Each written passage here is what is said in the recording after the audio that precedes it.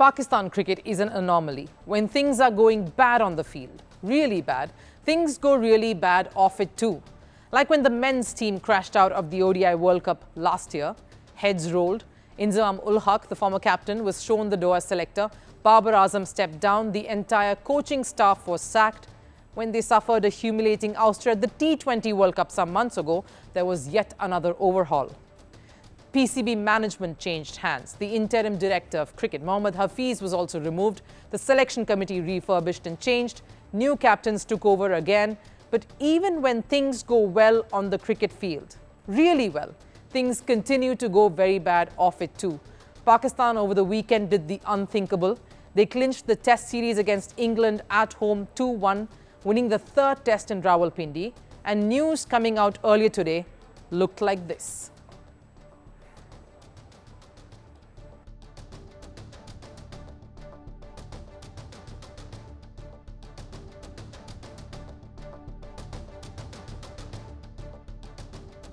Imagine that, just the opposite of the kind of headlines you would wake up to otherwise coming after a win. Gary Kirsten stepping down and giving up the coaching gig. The same coach who took India to a World Cup win in 2011 was part of the mentorship setup at the IPL franchise Gujarat Titans, who won their inaugural season, has had enough of Pakistan cricket in nearly 6 months from being appointed as coach. There are murmurs of issues plaguing the setup for a while now. From what I hear, there was much the same noise when it came to Gary Kirsten too. The relationship between the coaching staff, the players and the management was not as smooth as it should have been. There was a bit of a fallout that he experienced, especially with the management, the PCB. And it came as no surprise that one of the calmest minds in cricket that I've interacted with has left with an ICC event, the Champions Trophy event, in fact, around the corner, to be hosted in Pakistan as of now in just 4 months' time. In fact, just last week, only a day prior to the start of the Rawalpindi test, the coach of the red ball format, Jason Gillespie, came out saying this. It's been made clear to me that my role is match day training and strategy. What happens with surfaces and selection is out of my control. I'm not involved in any of that. Gillespie basically coming out and exposing the system in Pakistan, saying he was just a rubber stamp coach. The decisions, the really important decisions, were all being taken by the BCB and the selection committee. In fact, the captain and the coach had zero say in the matter on important things like who should be in the team, in the playing 11, and who should play that test. Of course, it all paid off in the end. Pakistan, traditionally known for the searing pacers who've set the stage alight for decades, had changed tack overnight. They didn't bowl a pacer for the first day of the third test against England. 2 spinners, in fact, Sajid Khan and Noman Ali, who probably never dreamed of playing test cricket again, were called up post that loss in the first test and got their moment under the sun. But things were not well. You could somehow sense the rumblings of it. But maybe this should come as no surprise as well if you followed Pakistan cricket for a while.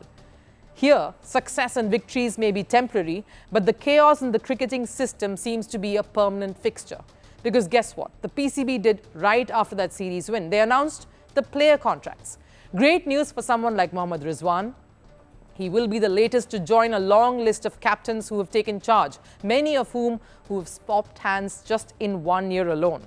He's been awarded a grade A category along with Babar Azam, in fact, the only 2 players to be in that grade. Guess PCB did not want to open a hornet's nest again by demoting Babar Azam after the flack they received when they dropped him from the remainder of the test series against England. No problem doing that with Shaheen Afridi, apparently, who has been demoted to grade B. Fakhr Zaman, who has not been awarded a contract, but a show cause noticed for expressing his dissent at the way the Babar Azam captaincy was handled. And Shan Masood has retained his grade B contract. But here's the catch. The PCB also said that was subject to his captaincy. What a way to show faith on a player, particularly your captain, almost putting a gun on his head. Performances do not come under duress. They do not come under threats and under such kind of pressure. I can only imagine what it would be like to be in Shan Masood's shoes at the moment. Because in case you caught the post-match show after a series win, that had Shan Masood, former cricketer and selector Ramiz Raja, and the host Zainab Abbas, you'd been forced to check the scoreline once more just to be sure this was not a recorded chat or something before the series win. Because Ramiz Raja kept taunting and mocking a test captain, especially after that win.